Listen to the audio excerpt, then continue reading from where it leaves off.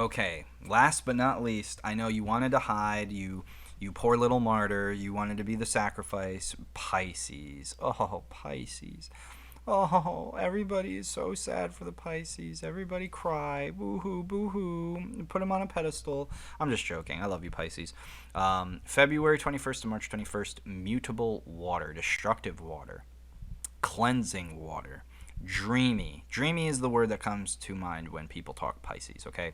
Pisces, pie.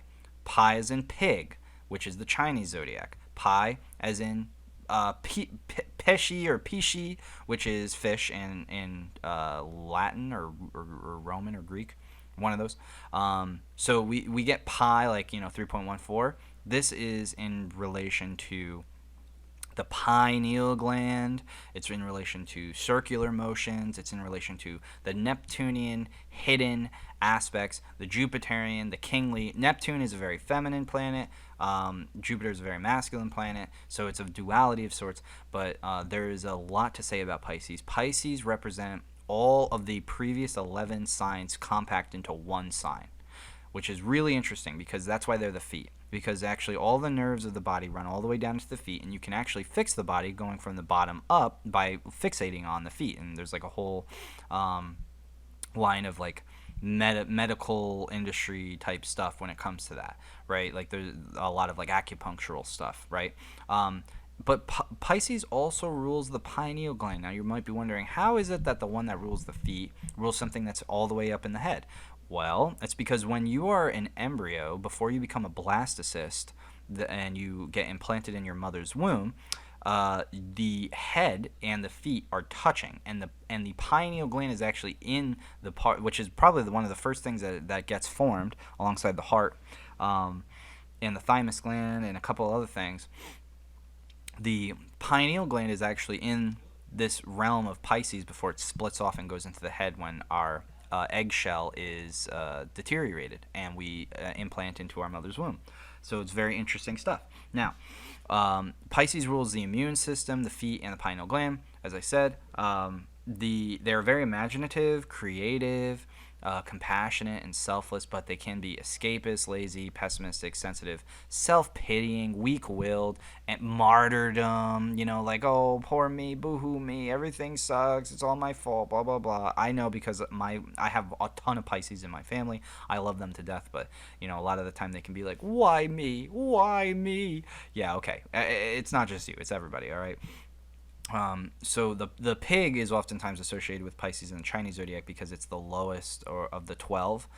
However, everybody eats pigs, right? In China specifically, pigs are actually the most eaten meat. It's not chicken, it's not beef either. So it's not Capricorn for the Chinese zodiac, and it's not Taurus for the Chinese zodiac. It's Pisces. It's the fish. It's the pig. It's literally everybody eats it. Everybody in China eats it. Everybody in Greece ate fish. The Mediterranean. They ate a lot of fish. So it's a very common sign. If you look at the sign for Pisces, it's one of the car logos. I can't really remember. I think this is Honda. I can't remember.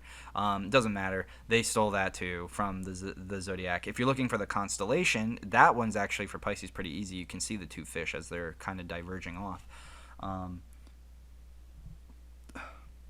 But Pisces represents that like element of refurbishing, fixing, washing away the waters of uncertainty. That, again, bringing it all the way back, Cetus.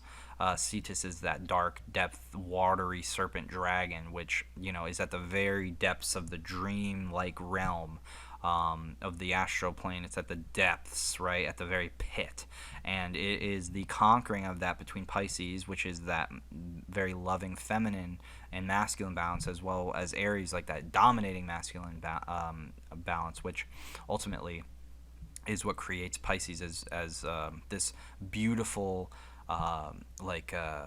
caricature of all the other zodiacal signs. So Pisces, just like the pineal gland being probably the most prominent gland in the whole brain, it's all about Pisces being able to recognize that. Pisces basically get along with everybody. I think they get along probably the least with Sagittarians because they butt heads a good bit. They probably wouldn't get along with some other signs too, but what I'll tell you about Pisces is that they're very intuitive. They understand things to a very deep degree, and they're very intelligent. And a lot of people, I think, they misunderstand Pisces. Maybe misunderstand is the wrong word. They don't believe that Pisces can actually do it. A lot of people look at Pisces and they think that they're weak. They're not. They are actually very, very strong. They just have to recognize it within themselves. When we look at people, I got the James Bond guy, and I don't remember what her name is, but I liked these two because if you'll notice, they have what I call like the fish eyes. They have the fish lips, right? So the fish eyes are kind of like a little dead, almost like a fish eyes, literally. Like they're almost a little dead, like, whatever. And you really got to make them laugh and be happy in order for them to actually like have these eyes brighten up a little bit. But they're normally known for having very bright eyes, as is the staple with Jupiter, and Sagittarius as well. But they also have these like fish mouths, right? Like they have these fish lips. If you ever meet Pisces people, like they have like these lips that look almost like they're like a fish's mouth. They're very beautiful people. I think that for all my Pisces family and friends, the best thing that you guys need to do is to just have more faith in yourself, honestly. If you had more faith in yourself, I think that life would go a lot easier for you. But